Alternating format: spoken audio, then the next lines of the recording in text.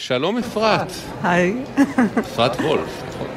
שהגיע אלינו הישר מטבעון דרך כל הפקקים. היו פקקים או שאני סתם מרצים? הייתי ברכבת. אוקיי. נו מה, מגיעים לאוניברסיטה, לאן תגיע? לרכבת. מגיעים לתוכנית סביבה, אז מגיעים ברכבת. כן. אהלן אפרת. את גרה בצמוד קרקע בטבעון. בסחירות. בסחירות.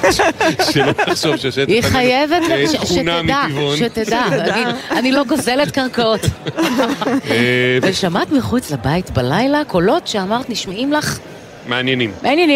מעניינים. ואז הצבת מצלמות. איפה שמת מצלמות? למה כיוונת אותם בעצם?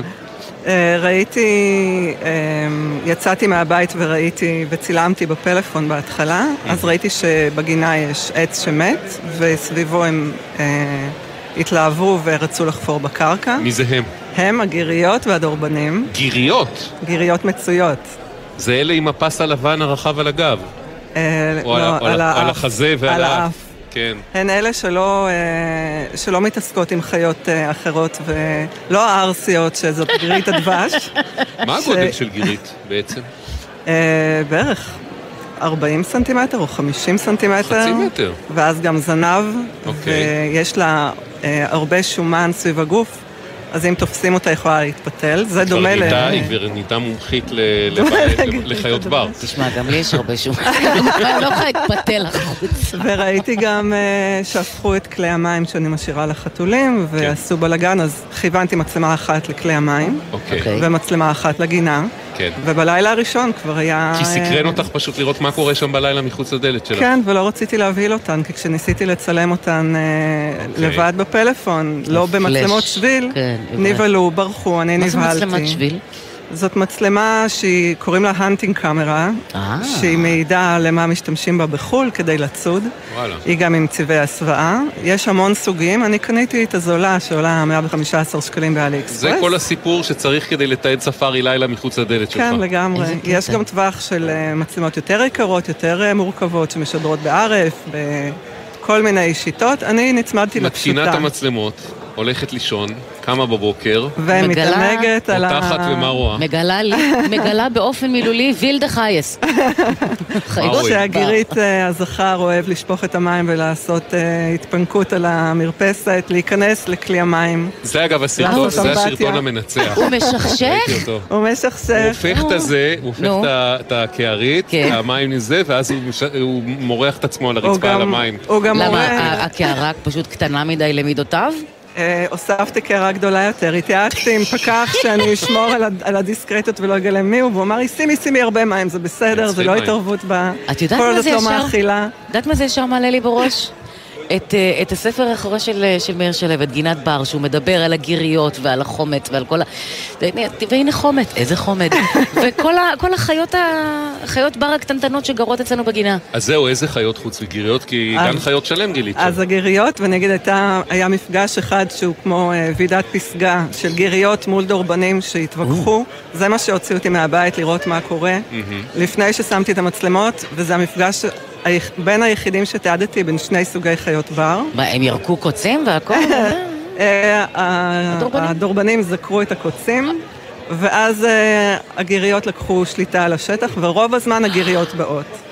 גם הדורבנים באים בשעות אחרות, הם לא נפגשים אחד עם השני, חוץ מעוד איזה מפגש אחד שתעדתי. חלוקה של הלילה, חלוקה לגמרי של הלילה, לגמרי. מדהים. תמיד אם חיות בר יכולים להסתדר ביניהן, למה אנחנו? בדיוק, למה אנחנו לא? אחרי 4 חודשים הועיל בטובו השועל לבוא, כמה חיכיתי לו, וידעתי שיש כי ראיתי אותו. כשחזרתי מבילוי, מאוחר, ראיתי שועל, אז ידעתי שהוא בא. אבל שועל זה, כאילו מי שלא ראה שועל בישראל, זה לא מה שאנחנו רואים, זה לא שושו השועל, זה לא, איך קוראים להם? בפרוות... הוא לא אדום, אין לו פרוות. זה רד פוקס, זה השם שלו. יש לנו? אבל הוא יותר חום. שמשון ויובל. בהרבה חלקים מהשנה יש לו בכלל פרוות קיץ, דלילה, ואז היה ויכוח אם זה שועל, אותן או כלב, אבל הזנב הנפוח... הזנב המפואר. אין מצב שבטבעון אין חזירים, לא מגיעים חזירים. מה זה חזיר בר? אז לצערי החזירי בר באו ובגדול, באים עדרים. למה לצערך? זה נורא מעליב. כי זה... סף ליה פה. כי אני תשמע, סוחרת... אתה רואה חזיר בר אל מול גירית, דורבן וחמודים אחרים, הם בורחים. אז הם לא נפגשים, הם גם באים בשעות אחרות, הם פשוט מחרבים את הגינה של בעלי הדירה, אוכלים את כל הפקעות היקרות שהם קונים ושותלים. מי שמנסה להקים גינת ירק מגלה שהם פשוט עוקרים הכל, והם גם מהירים אותי, הם שופכים את כלי המים, עושים רעש. צריך חומה בצורה כדי... עכשיו, את לא משאירה להם אוכל, כי את לא רוצה להתערב אוכל בשום אופן, וראיתי סרטונים מחול שאנשים גם משאירים אוכל, רק מים, וגם עם זה הפסקתי. כי הרעש הפך להיות כל כך בלתי נסבל, שהם באים והפרסות שלהם מתופפות על המרפסת, והם פשוט מהירים אותי. החזירים. החזירים. עכשיו, בסוף בעצם... בגדול גילית שמחוץ לבתים שלנו, בעיקר ביישובים כפריים שגובלים באזורי טבע כמו טבעון, בחורשן, לא אגיד יער, אבל בחורש, נגיד זה, יש פשוט המון התרחשות של חיות בלילה, המון סוגים של בעלי חיים שמסתובבים, ואנחנו לא מודעים לזה, זה הכל קורה בזמן שרובנו המכריע ישנים. מדהים, ממש מקסים. יש גם דלקי סלעים בשכונה שלי שעוד לא באו להצטלם אצלי. זה לא ראיתי. נמיות, התנים ששומעים אותם בלילה.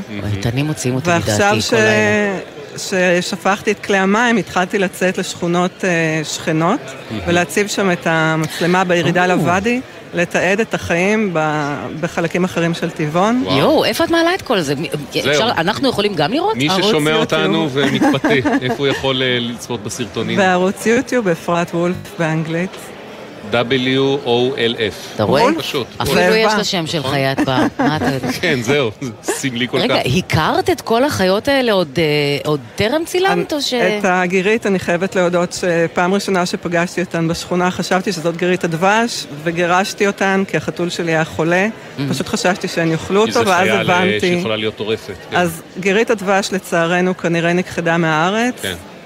אבל גיריות מצויות, ככה למדתי שזו גירית מצויה. את כולן הכרתי, אבל לא ראיתי את ההתנהגות הזאת עד אז. אגב, זו תופעה שאני רואה אותה, ראיתי גם מישהו בערבה. יש בכל הארץ אנשים. זהו, זה הולך ויותר ויותר רווח, אנשים שמים מצלמות, בעיקר משאירים מים, בעיקר באזורים יבשים לבעלי חיים, ורואים איזה חגיגה מטורפת של טבע יש מסביבנו, שרוב הזמן אנחנו לא מודעים לה, וזה מקסים.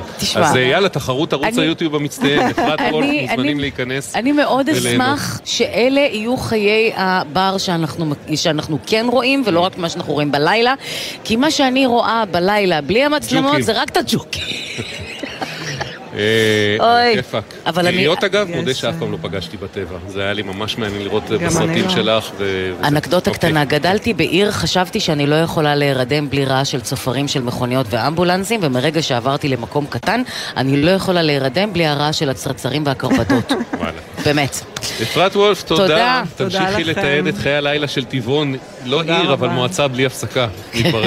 תודה רבה. תודה רבה. ביי ביי.